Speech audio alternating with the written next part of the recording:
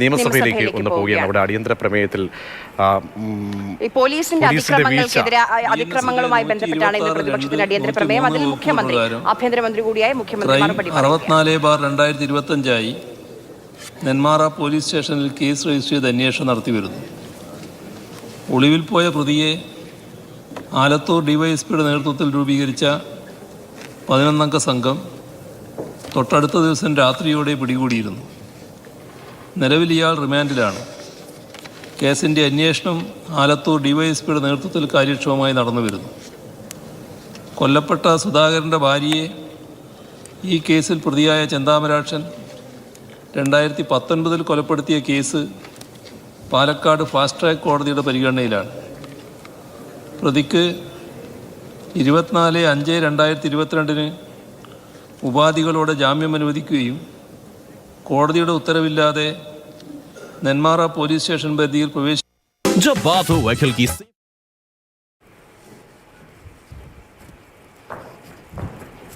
സഭയിൽ നിന്നുള്ള പോലീസിന്റെ വീഴ്ച അതുമായി ബന്ധപ്പെട്ടാണ് അടിയന്തര പ്രമേയം ഇന്ന് എൻ ഷംസുദ്ദീൻ MLA ഉന്നയിച്ചത്. അതിൽ മറുപടി പറയുകയായിരുന്നു മുഖ്യമന്ത്രി പിണറായി വിജയൻ.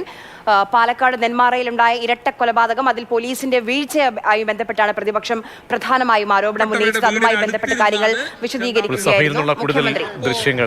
അങ്ങയുടെ പോലീസ് എവിടെയായിരുന്നു സർ? അതുപോലെ തന്നെ സർ ഇവിടെ മുഖ്യമന്ത്രി പറഞ്ഞതുപോലെ തന്നെ സുധാകരൻ മോട്ടോർ സൈക്കിളിൽ പോകുമ്പോൾ വീട്ടിൽ പതിഞ്ഞിരുന്ന ഈ ചെന്താമര ചാടി വീണ് ഇദ്ദേഹത്തെ വെട്ടുകയാണ്. ചെന്താമര സുധാകരനെ വെട്ടുന്നത് കണ്ട് അമ്മ ഓടി വരികയാണ്. മാതൃഹൃദയം തേങ്ങും, സ്വാഭാവികമാണ്. ആ ഓടി വരുമ്പോൾ അവിടെ വെച്ച് ആ അമ്മയെയും ക്രൂരമായി വെട്ടുകയാണ്. ഇദ്ദേഹം ഇതിനുള്ള ആയുധമൊക്കെ മൂർച്ച കൂട്ടിയിട്ട് നാട്ടുകാരെ മുഴുവൻ കാണിച്ചിട്ടുണ്ട്. ഇതാ എൻ്റെ കയ്യിൽ ആയുധമുണ്ട്. അദ്ദേഹത്തിന് മുമ്പ് എവിടുന്നോ കിട്ടിയൊരു അദ്ദേഹത്തിൻ്റെ ജീവിത തകർച്ചക്കൊക്കെ കാരണം പണിക്കർ പറഞ്ഞാണത്രേ നീളം മുടിയുള്ള ആളുകളാണെന്ന്. അപ്പം നീണ്ട മുടിയുള്ളവരൊക്കെ വെട്ടുകയാണ്. അങ്ങനെയാണ് ഈ സുധാകരന്റെ ഭാര്യ സജിതയെ ആദ്യം ഇയാൾ കൊലപ്പെടുത്തിയത്. ആ കൊലക്കേസ് പ്രതി വന്നിട്ട് വീണ്ടും ആ പ്രദേശത്ത് ഭീകരാന്തരീക്ഷം സൃഷ്ടിച്ച് ഭീഷണിപ്പെടുത്തിയിട്ട് പോലീസ് എവിടെയായിരുന്നു? ഒന്ന് സർ, ഇവരെ വെട്ടിക്കൊലപ്പെടുത്തി എന്നുള്ളതല്ല, ആ കുട്ടി പറയുന്ന ഒരു ദൈന്യമായ ചിത്രമുണ്ട്. ഇവർക്ക് 2 പെൺകുട്ടികളുണ്ട്, അഖിലയും അതുല്യയും.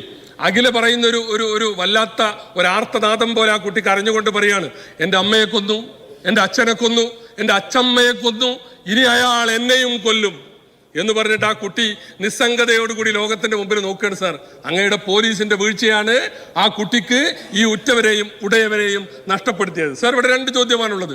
ഒന്ന്, ജാമ്യവ്യവസ്ഥ ലംഘിച്ചു 1.5 മാസം എങ്ങനെ ഈ കൊലക്കേസ് പ്രതി അവിടെ താമസിച്ചു? പോലീസിന് എന്തായിരുന്നു പണി?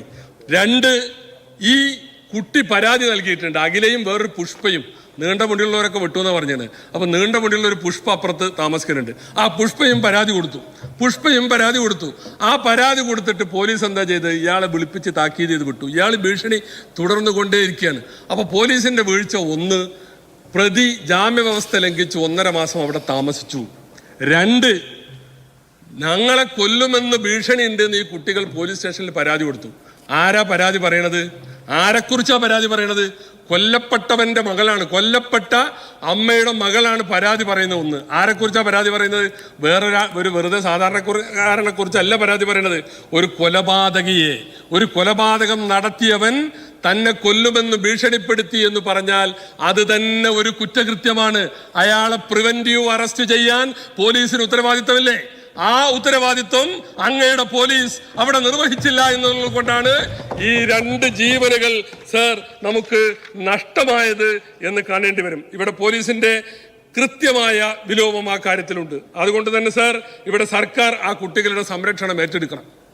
2 കുട്ടികൾ അനാഥമായിരിക്കുകയാണ്. സർക്കാർ ഏറ്റെടുക്കണം, അവരുടെ മൊത്തം ചെലവ് വഹിക്കണം, വിദ്യാഭ്യാസ ചെലവ് വഹിക്കണം, വീടും മറ്റ് സൗകര്യങ്ങളും ചെയ്യണമെന്നുള്ളത് ഈ അടിയന്തര പ്രമേയത്തിന്റെ ഭാഗമായിട്ട് സൂചിപ്പിക്കുകയാണ്. സാർ, പോലീസ് അഴിഞ്ഞാട്ടവും അതിക്രമവും നമ്മുടെ സംസ്ഥാനത്ത് വർദ്ധിച്ചുകൊണ്ടേയിരിക്കുകയാണ്. ഈ കഴിഞ്ഞ ആഴ്ചകളിൽ മാത്രം നടന്ന സംഭവങ്ങൾ മാത്രമേ സാർ ഞാൻ ഈ അടിയന്തര പ്രമേയത്തിന്റെ ഭാഗമായിട്ട് ഇവിടെ സൂചിപ്പിക്കുന്നുള്ളൂ. പത്തനംതിട്ട സംഭവത്തെക്കുറിച്ച് ബഹുമാനപ്പെട്ട മുഖ്യമന്ത്രി പറഞ്ഞു. പത്തനംതിട്ടയിൽ വിവാഹ പാർട്ടി സൽക്കാരം കഴിഞ്ഞ് തിരിച്ചു വരുമ്പോൾ വണ്ടി നിർത്തി അതിലൊരാളെ ഇറക്കുകയാണ് ആ പ്രദേശത്ത്. അവർക്ക് പിന്നെയും കുറച്ചും കൂടി ദൂരെ പോകണം. അപ്പോൾ ആ വണ്ടിയിലുള്ളവർ പുറത്തിറങ്ങി നിന്നു. ഒരു പോലീസ് വണ്ടി ഓടി വരികയാണ്. പാഞ്ഞെത്തിയ പോലീസ് വണ്ടി ഒന്നും നോക്കാതെ ലക്കും ലഗാനില്ലാതെ തുരുതുരേ ഇവരെ അടിക്കുകയാണ്. ഈ അടി കിട്ടിയിട്ട് ഒരു സഹോദരി സിത്താരമോൾ ഓടുകയാണ്. ഓടി പോലീസിനെ പേടിച്ചോടിയ ആ സ്ത്രീ, അടി കിട്ടിയ സ്ത്രീ വീണെടുത്തിട്ട് SI ആ സഹോദരിയെ ചവിട്ടി, അതിന്റെ തോളല് പൊട്ടി. ഇത് കണ്ട് വീണ്ടും അവരുടെ സഹോദരൻ ഓടി വന്നു, തല്ലല്ലേ എന്ന് പറഞ്ഞു. അവനെയും പൊതിരെ തല്ലി.